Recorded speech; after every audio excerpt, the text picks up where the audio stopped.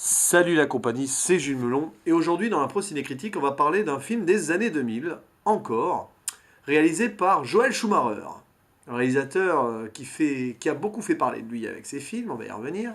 Ce film c'est Phone Game, sorti en 2002, avec en tête d'affiche Colin Farrell, mais aussi Kiefer Sutherland dans le rôle de la voix téléphonique, et le tueur, Kiefer Sutherland que vous connaissez bien sûr dans la série 24 heures chrono, entre autres. Et il y a aussi Forest Whitaker dans le rôle du flic. On a, je crois, aussi Katie Holmes, donc dans le rôle de la petite amie, enfin non, pas la petite amie, la maîtresse du personnage principal, plus ou moins. Et ce film est assez intéressant, quand même. Mais avant d'en parler, revenons sur le cas Joel Schumacher, qui est un réalisateur très décrié à Hollywood, sûrement à cause de son Batman et Robin, considéré comme une sombre bouse et l'une des pires bouses de l'histoire du cinéma. Ce film, je l'ai vu il y a quelques années. Bon, certes, il n'est pas bon. Après, pourquoi celui-ci plutôt que d'autres? Bon, sûrement par rapport à l'attente de l'époque, puis c'est Batman quand même.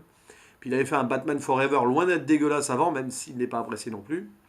Bref, c'est quand même aussi Joel Schumacher, ne l'oublions pas, le réalisateur de l'excellent Chute libre avec Michael Douglas. Vraiment. Un pur film dont je parlerai un jour. Donc voilà, quand même, réhabilitons, pas facile à dire comme ça, ce réalisateur qui n'a pas fait que des mauvais films, loin de là. Et ce Phone Game en fait partie. Pour moi, ce Phone Game, donc Phone Game est un bon film, qui n'a pas été apprécié globalement par la critique, qui souffre certes de certaines incohérences ou de trucs un peu surfaits, ou improbables, mais qui a le mérite de te plonger dans une sorte de thriller huis clos assez original, quand même, puisque dans la rue. Faire un huis clos dans la rue, c'est pas évident.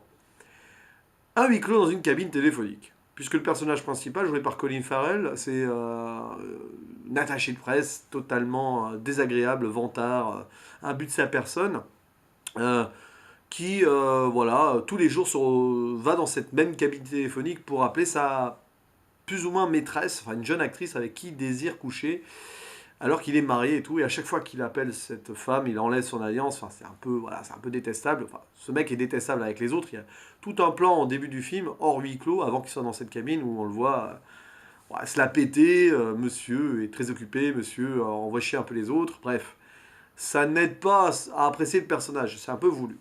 Et une fois qu'il est dans cette cabine, bah, il va plus en sortir, enfin il ne peut plus en sortir, parce que, après avoir appelé donc cette fille, il reçoit un coup de fil venant de la cabine, c'est jamais bon signe ça, dans les films, et il a au téléphone un tueur, enfin un gars qui braque une arme sur lui, une voix assez troublante, donc Kiefer Sutherland, qui le menace, en gros, et lui propose un petit jeu auquel il doit participer, un peu sadique, et s'il ne s'exécute pas, il est exécuté. Voilà. Alors, c'est vrai que bon, le film a le mérite de ne durer qu'une heure et quart environ. C'est très bien. Parce que le sujet est très condensé. On peut très vite aller dans les clichés, les stéréotypes ou les redites, ou la lassitude. Je trouve que le film gère bien son rythme et du coup évite les longueurs et c'est très bien comme ça. Après, pour le scénario, bon, voilà, un huis clos dans une cabine téléphonique, le mec est visé par un gars, donc un sniper, on va dire ça comme ça, qui est quelque part. Bon, ça se passe à New York, hein, même si le film a été tourné à Los Angeles, ça se passe à New York. Et la menace peut venir de n'importe où. C'est pas évident quand même on va dire, à comprendre, parce que par le biais de quelques gestes ou autres trucs assez facilement imaginables, il aurait pu sortir de cette situation, mais non, ça va durer tout le film comme ça. Et petit à petit, le personnage de Colin Farrell, qui s'appelle Stu, doit faire amende honorable, doit avouer pas ses crimes, mais sa mauvaise personnalité, ses défauts. Du coup, intervient sa femme dans l'histoire, la petite amie aussi, évidemment, est au milieu du truc. Et un flic apparaît sur place, parce qu'en fait, à un moment donné, au début du film, il y a une sorte de Mac, enfin, ouais, on va dire ça comme ça, enfin, un proxénète, il me semble, qui vient le menacer lui dire, donc il vient lui dire de sortir de là parce que bah, ces prostituées ont besoin de la cabine. Enfin voilà, c'est un peu compliqué. Je n'ai pas trop compris l'histoire, pourquoi les prostituées, bon, pourquoi pas. Et du coup, il lui dit, je vais te casser la gueule. Il arrive avec sa batte de baseball, je te casse la gueule si tu sors pas de là. Mais Stu ne peut pas sortir de là, parce que s'il raccroche, c'est lui qui est tué. Et le tueur il lui dit, vas-y, dis-lui de partir, convainc-le de partir, sinon je le tue. Et il se passe ce qui se passe. Donc les flics arrivent, la flicaille arrive, et là vous avez le commissaire ou un inspecteur, je ne sais pas trop quoi, je crois que c'est un capitaine en fait, voilà, joué par Forest Whitaker, qui vient essayer de comprendre ce qui se passe. Il pense avoir affaire à un fou, mais petit à petit il se rend compte qu'il y a quelque chose qui n'est pas normal et qui se passe bizarrement. Même si quand même ils mettent du temps à s'en rendre compte, les flics. Hein. Ils pensent longtemps que le fameux Stu est un fou qui cache une arme, machin. Mais ils mettent du temps à comprendre. Pourtant, c'est pas évident. Enfin voilà, c'est évident qu'il y a un souci externe. Ils mettent du temps à comprendre qu'il y a un tueur qui menace. Enfin, il y a un truc qui va pas, quoi. Bon. Il y a un lien qui se crée entre le capitaine de police et Stu, l'attaché de presse. Ça aurait pu être plus développé, ou moins stéréotypé, ou moins téléphoné. On peut faire des jeux de mots là-dessus avec ce film, c'est trop drôle.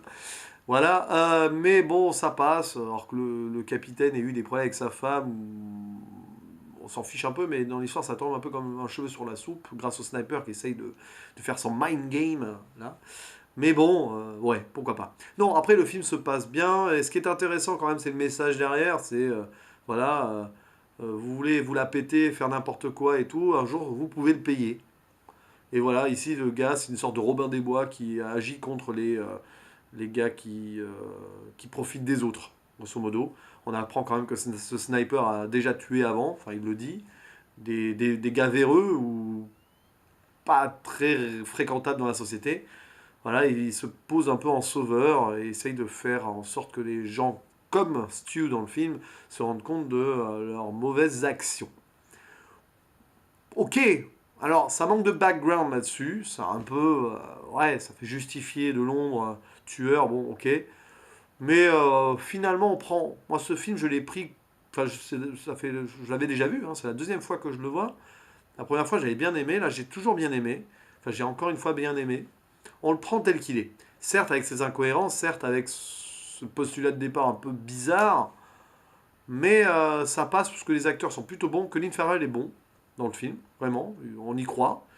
On voit l'évolution du personnage qui au début est sûr de lui, voilà, machin, et puis qui sombre dans la peur, dans l'angoisse, et puis qui finit par presque être dans la rédemption, enfin on va pas en dire plus. Mais ouais, l'acteur est bon, Forest Whitaker, bon, ouais, enfin, c'est quand même un acteur qui a une présence, son rôle est pas très intéressant, puis Kiefer Sutherland est bien menaçant comme il faut, totalement dans un style anti-héros, loin du Jack Bauer de 24 heures chrono, mais on aime bien. Voilà, donc c'est un film qui passe plutôt bien. Moi, je lui mets un 7 sur 10, pas plus. Mais c'est un thriller très honorable et un bon film de Joel Schumacher. Oui, oui, ça existe, la preuve. Puis allez voir Chute Libre aussi. Parce que bon, j'ai pas tout vu de lui. Bon, il a fait le nombre 23 aussi. Je sais plus trop ce que je pense de ce film. Il faudra que je le revoie avec Jim Carrey. Mais bon, lui aussi, il n'a pas été aimé. Mais moi, je sais plus trop si j'ai aimé ou pas. Voilà, pas bon signe ça aussi. Bref, voilà, c'était mon avis sur Phone Game et à la prochaine. Ciao.